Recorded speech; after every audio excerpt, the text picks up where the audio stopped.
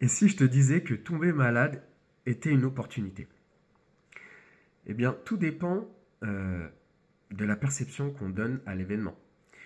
Et ça, je voulais partager cette réflexion un peu contre-intuitive, c'est d'amener justement cet équilibre entre l'événement avec ses inconvénients, mais également ses avantages. Donc ça, c'était issu lors d'un de mes coachings, de montrer tous les avantages qu'on a à un événement, peu importe de quoi il s'agit. Eh bien là, j'étais dans un état grippal. Effectivement, l'inconvénient, c'est la baisse d'énergie, c'est les, la fièvre, la température, les frissons, les courbatures. Je ne pouvais pas être productif, je ne pouvais pas aller travailler, je ne pouvais pas m'occuper de mon fils. Donc il y avait énormément d'inconvénients. Mais voilà, ça, on pourrait s'arrêter juste sur ce constat-là et de dire, ah, t'as pas de chance, t'es tombé malade, c'est que du négatif. Et là, mon rôle de coach, donc je me suis auto-coaché, c'est de prendre cet événement et de dire, ok, quelle est l'opportunité derrière ça? Quel est le cadeau? Qu'est-ce que je peux en sortir? Et, euh, et donc, du coup, ça amène justement l'autre facette de la même pièce de cet événement-là et de se dire, ok, qu'est-ce que ça m'a apporté?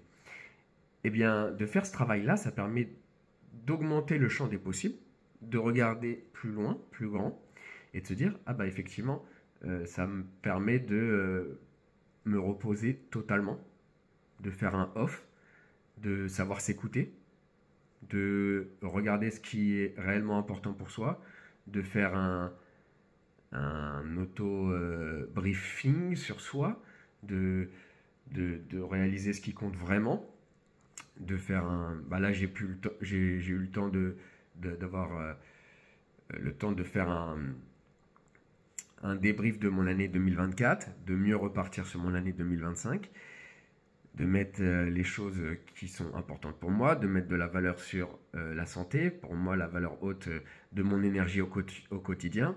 Donc je me rends compte que si on me l'enlève, eh ben, c'est quelque chose qui est l'une des valeurs les plus précieuses pour moi. Donc entretenir ça, mettre de la valeur dessus. Donc là, vraiment, à travers ça, c'est mon cas précis, mais tu peux l'appliquer dans toutes tes situations. C'est lorsque tu as un événement qui te procure une émotion négative, pose-toi la question, qu'est-ce que ça peut m'apporter?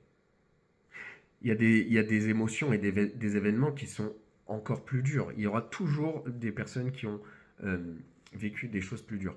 Et l'une des solutions, ça peut être, ok, euh,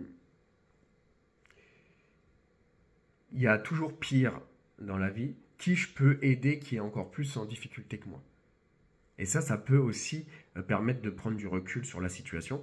Ensuite, voilà, il y a toujours une solution, c'est le temps. Le temps amène toujours les réponses. Mais cet exercice de réflexion, qui n'est pas simple, eh ben, peut amener à un équilibre sur la gestion de tes émotions. Si elles sont trop négatives, de l'ordre de la dépression, de la tristesse, de la peur, etc., du stress. Mais également aussi faire cet exercice quand on est en situation d'euphorie, de surjoie, de se dire, ah là il y a quelque chose, par exemple l'exemple du coup de foudre, on voit que les choses positives et on est avec nos lunettes, mais on ne voit pas l'ensemble du tableau. Et donc pareil, quand j'ai ce côté sensationnel d'excitation pure, de se dire, euh, quel est l'angle mort que je ne vois pas? Et donc ça permet d'avoir cet équilibre pour prendre de meilleures décisions et d'atteindre cette maîtrise de soi et cette vie plutôt alignée, en cohérence avec ses valeurs et, euh, et avoir cette sérénité et cette forme de sagesse en soi. Donc voilà cet exercice d'équilibre des perceptions en fonction des émotions par rapport à un événement.